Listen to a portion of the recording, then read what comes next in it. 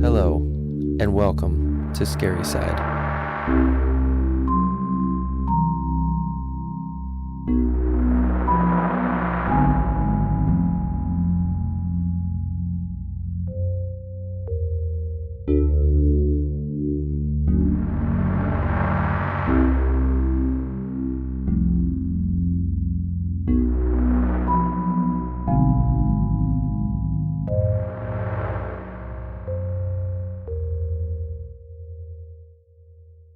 Strange Little Light. It was the spring of 1991. I was 11 years old. My parents sprung a surprise trip and packed us all up in the car, and we headed for the long drive to my grandfather's house. The ride took around 5 hours. I had so many great memories of visiting him and my aunt while I was growing up, playing hide and seek with my sisters and cousins amongst all the trees and overgrown flower bushes on the large property they owned. When we were there, it felt like that was the only place on earth that existed. His house sat atop a large embankment surrounded by trees, with some clearing that allowed us to see the main road, which was about 1,000+ feet away or more. At the bottom of the embankment sat the house he had lived in years before that. He built it with his own 2 hands. He was very crafty from what I can remember. He always treated me with kindness and was basically the only grandparent I ever knew or was close to.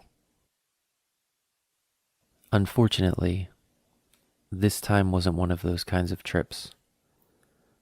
My grandfather had fallen ill. For many years, he procrastinated on receiving the proper medical treatment that he had needed due to fear. We were told at that time that we were going to visit him in the hospital because they were preparing him to have open heart surgery. Not only is that something anyone would naturally be afraid of, but his sister had died a few years prior, which was caused by the same exact surgery. It was as though he felt if he ignored it long enough, that it would just go away. It didn't. Once we arrived at their house, my aunt greeted us at the door. There were no smiles this time. My mother and aunt hugged each other so tightly as tears rolled down each of their faces. As they gently let go of one another, my aunt then turned to the rest of us to line us up for the bittersweet hugs. Everything felt so different. Everything looked so different.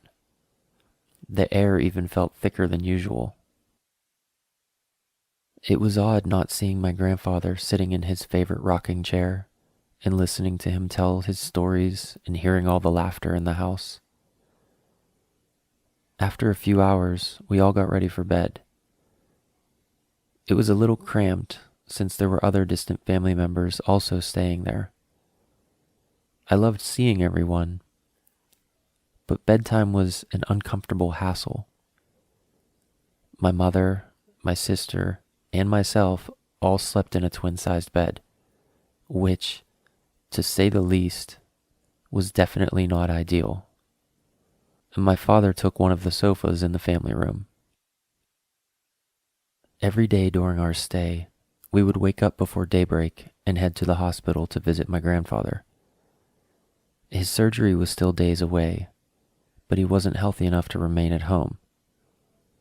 We'd stay all day long. I thank God for my sister, as she was my only escape from the boredom of having to sit in the waiting room lobby on my grandfather's hospital floor.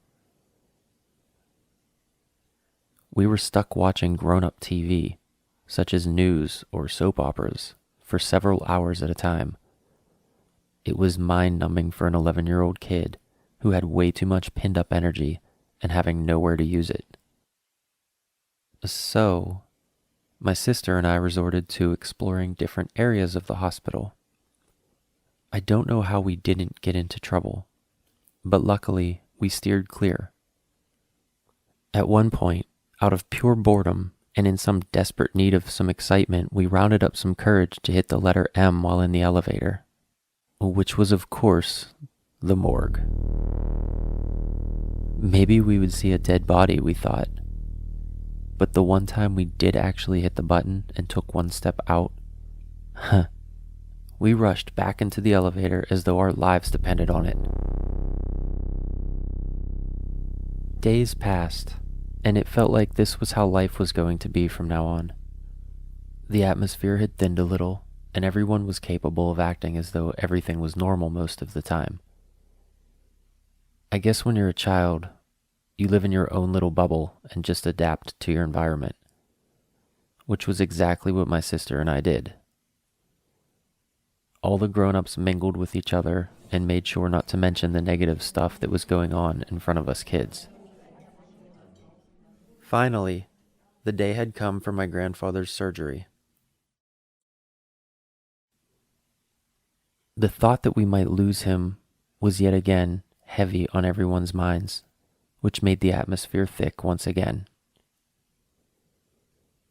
We all went to see and speak to him one last time before the doctors and nurses wheeled him out of his room. We all tried to keep a happy demeanor as to not make him more afraid than he already was. The surgery had taken several hours, and my parents decided to take us back to my aunt's house. That night is when we received the terrible news. My grandfather made it through the actual surgery okay, but due to complications afterwards, his kidneys had failed and he didn't make it. The hospital staff had done everything they could, but sadly, he passed away. Of course, we were all devastated. Arrangements had begun almost immediately, and we were now abruptly preparing ourselves to attend my grandfather's funeral in just a few short days. In hindsight, all those long days at the hospital went by so fast. Thankfully, my family has a strong love for one another, and we were able to pull through the grim event. My parents chose to stay with my aunt for another week. In fact, the other family members who had been staying at my aunt's house chose to stay an additional week as well. That made it kind of nice since we were all still in mourning, but the sleeping arrangement was still dreadful. The night after my grandfather's funeral, we had all got ready for bed. My mother, sister, and I still crammed into my aunt's small bedroom, and in that tiny bed, we turned off the lights, snuggled up as best we could, and laid there. We began reminiscing about the good times we shared with Grandpa, and became so preoccupied in our conversation that we failed to notice what was happening right in front of our faces. I had turned slightly, and a little bright light caught my eyes. I asked my mom and sister, "Do you see that? What is that?" My mother squinted her eyes and said, "What in the world? That has got to be from the streetlights coming from the main road." My sister and I both exclaimed that the location of where the light is in the room, there was no way that any light source from outside could shine there. This was a small bedroom. Walking into this room, the opposing wall had one single window, and the bed we were in was parallel with that wall. The light was on the right wall, which was at the foot of our bed, and up high in the left-hand corner. The only lights outside were located far out on the main road, which I mentioned earlier were over 1,000+ feet away from the house. This strange little light was so bright and concentrated into such a small area that there was literally no explanation for its existence. My sister and I climbed out from underneath the blankets and stood at the foot of the bed, trying to get a closer look. My mother sat up and told us to be careful not to fall and stay quiet so we wouldn't wake anyone up. We extended our arms as high as we could, and nothing we were doing was able to cast a shadow over this light. It was almost pear-shaped and around 5 to 6 inches in size. All three of us began looking throughout the room to see where this light was coming from. We couldn't figure it out. My mother, overwhelmed with emotion due to everything else that had been happening over the past few weeks, had caused her to start crying. We didn't know what to do. But then my mother said something that caused both my sister and I to burst out into tears as well. She said, "Maybe it's your grandpa trying to let us know he's okay and at peace. Or maybe it's his guardian angel letting us know he made it to the other side and came to watch over us while we sleep to make sure we are okay about his passing." As much as we cried and how sad we were, my mother saying that gave my sister and I a sense of comfort. We laid there, staring at this strange little light, and eventually drifted off to sleep. The next day, all three of us tried rearranging things in the bedroom to see if we could find any clues as to what we'd witnessed the night before. That light was so white and pure. There was simply no good logical explanation for it. After an hour or so of searching without finding anything, we eventually gave up. For the rest of the day, we went on about our business as usual. As to be expected, night circled back around, and the three of us headed into the bedroom. We laid there for some time and thought maybe what we saw was just an odd fluke. Our conversation fell back onto the subject of my grandfather again. My sister and I recalling how much we loved this property and loved playing hide and seek, tag, and hearing Grandpa yelling at us to stop screaming so loud.